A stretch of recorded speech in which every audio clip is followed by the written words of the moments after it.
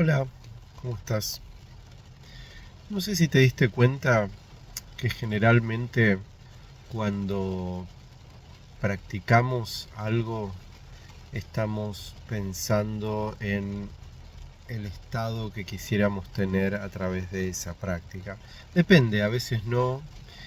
Y esto hace una gran diferencia, muchísima diferencia.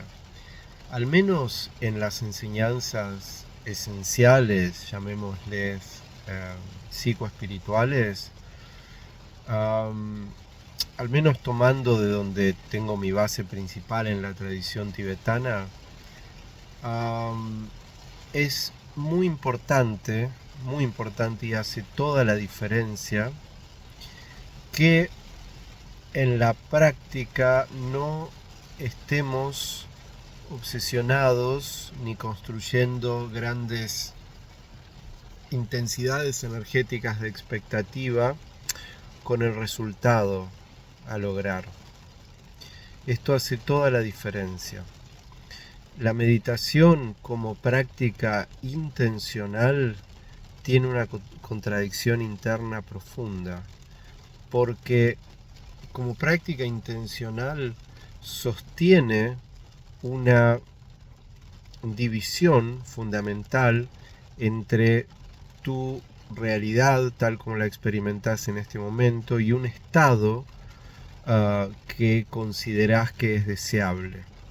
En la meditación esencial, quiero decir, no en la práctica de relajación, por ejemplo, o de buscar la calma, en lo que se llama el estado de calma mental como una especie de fin en sí mismo.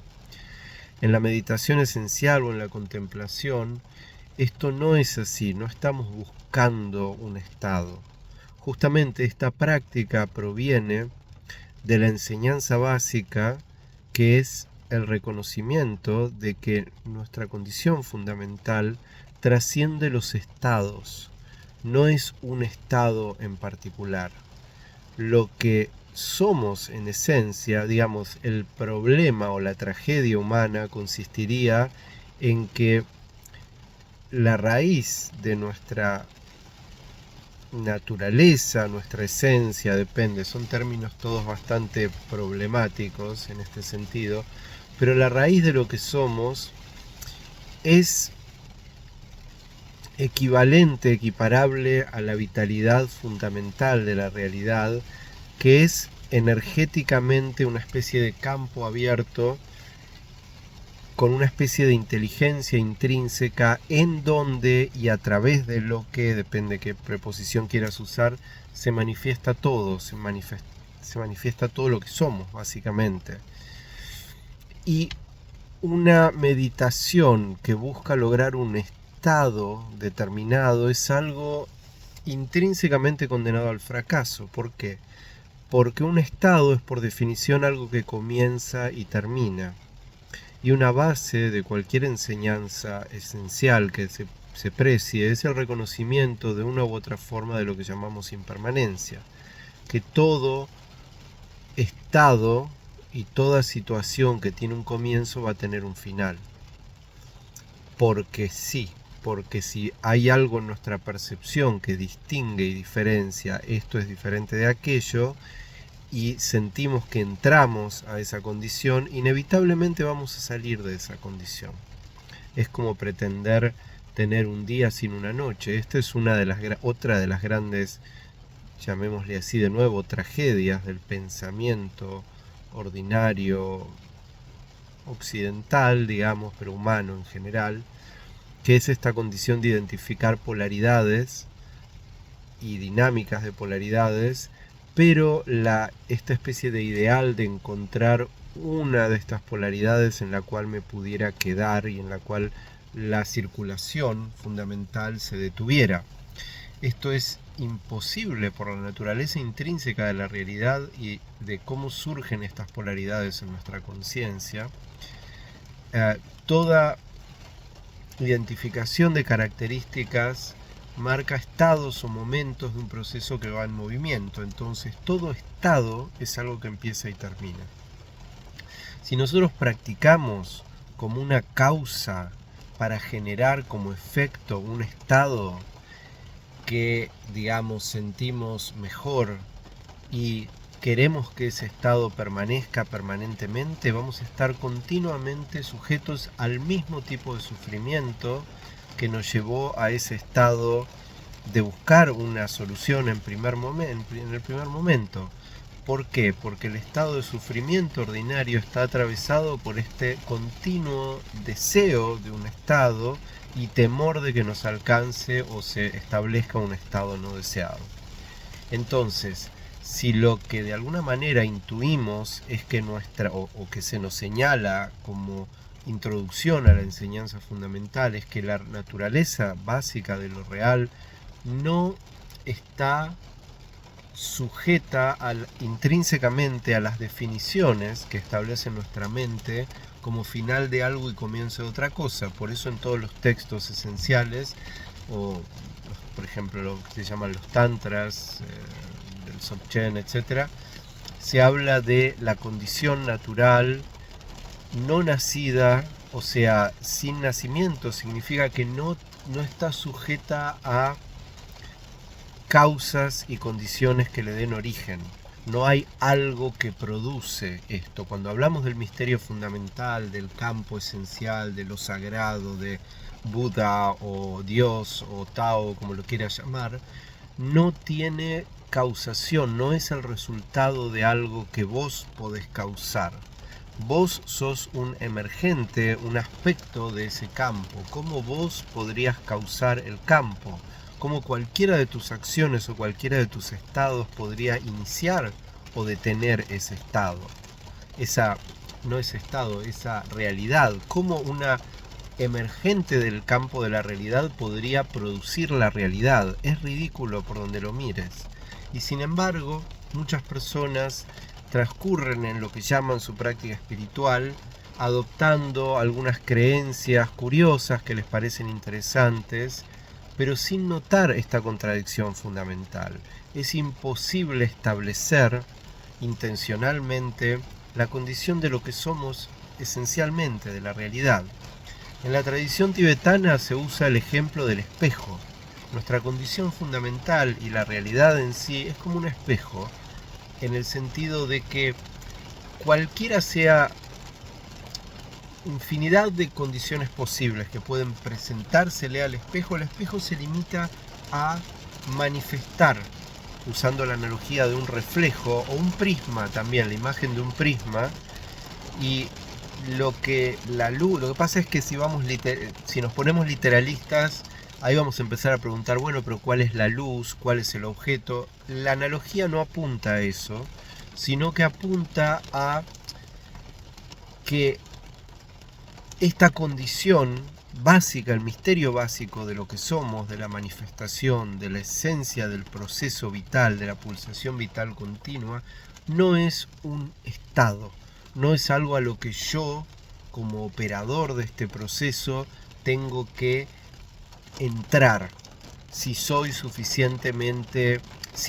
en condiciones, digamos, si me pongo en condiciones, si hago suficiente entrenamiento o si soy suficiente buena persona o buen algo, o si purifico o limpio, voy a llegar a eso. No es así. No es así. Vos, a través de algunas prácticas, se usa este lenguaje a veces en las prácticas como una especie de símbolo o analogía de algo para, digamos, lo que nos permite relajar o despejar las tensiones que hacen que percibamos y respondamos siempre de la misma manera. Pero eso no significa que esa es nuestra condición o que nuestra condición queda afectada por algo de eso. De ninguna manera. De nuevo, es como decir que la realidad va a estar afectada por algo que ocurre en la realidad.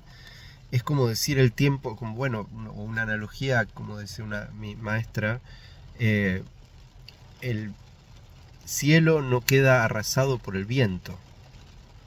Son ejemplos muy simples pero muy potentes. El cielo no queda nunca afectado ni arrasado por el viento.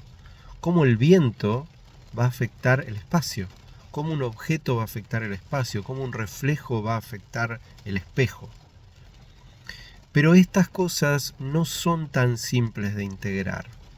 Muchas veces leemos sobre estas cosas y a veces ocurre que también nos cae bien gente que le gustan estas cosas y nos gusta repetir cosas porque sí.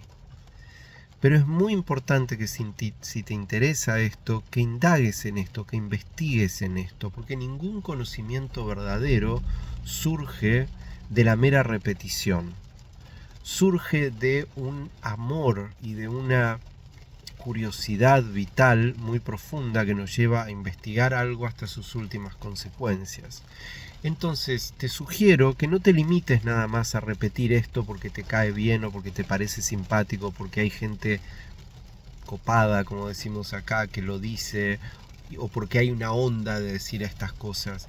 Esto es conocimiento vivo, pero esto requiere un proceso, y las creencias nuestras que mantienen esto bloqueado en términos relativos, paradójicos, porque nunca está bloqueado porque es lo que somos, pero parece que no estuviera al acceso de nuestros procesos conscientes habituales.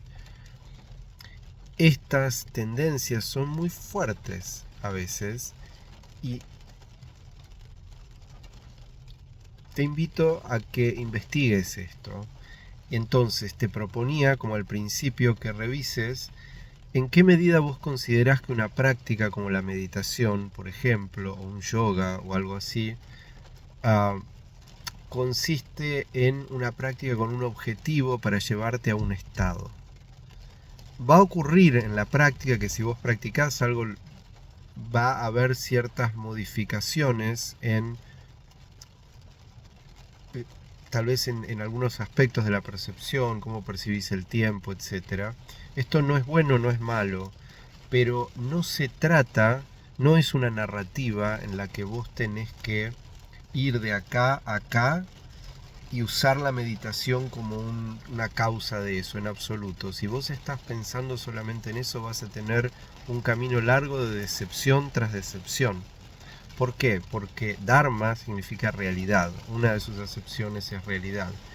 Y el camino de la realidad o la naturaleza de la realidad no es una narración, no es una narrativa. Entonces cualquier narrativa que vos adoptes en lo que sería la exploración de la realidad va a resultar siempre parcial.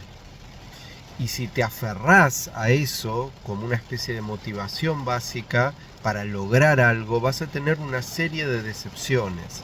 Por ejemplo, esto lo podés encontrar en la experiencia misma de la meditación, cuando tal vez sutilmente puedas notar que estás todo el tiempo intentando mantener un estado.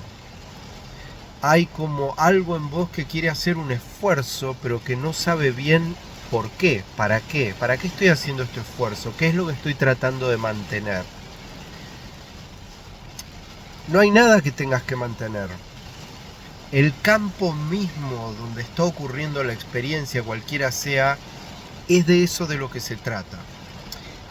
E incluso esto mismo, si lo adoptás como una idea que te la contás y te la narrás a vos mismo o misma, también va a ser una desilusión. El campo no es la narrativa, no es la palabra, no es la creencia. Entonces, la invitación es a que si te interesa realmente esta investigación, que te permitas darte momentos en los que simplemente estés. Por algo se usa la expresión tradicional, en lo que en inglés se dice simply sitting, simplemente sentarse. Sentarse con apertura, con disposición, con curiosidad, no con ni siquiera, porque esa es la otra, que digas, ni siquiera tengo que hacer un esfuerzo, entonces simplemente me siento y no me importa y voy a estar haciendo. Es otra historia, pero consiste en simplemente disponerse y lo que sea que surja, no luchar contra ello. Si querés una descripción de en qué consiste esta práctica, consiste en soltar la idea o la intención de una lucha o de una transformación o de una purificación o de un mejoramiento intencional. Nada de eso es de lo que esto se trata.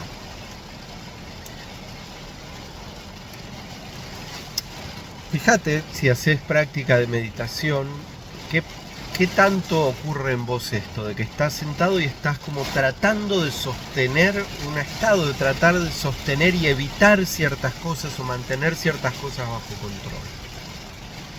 Te propongo que lo observes, que lo investigues y si quieres comentas algo.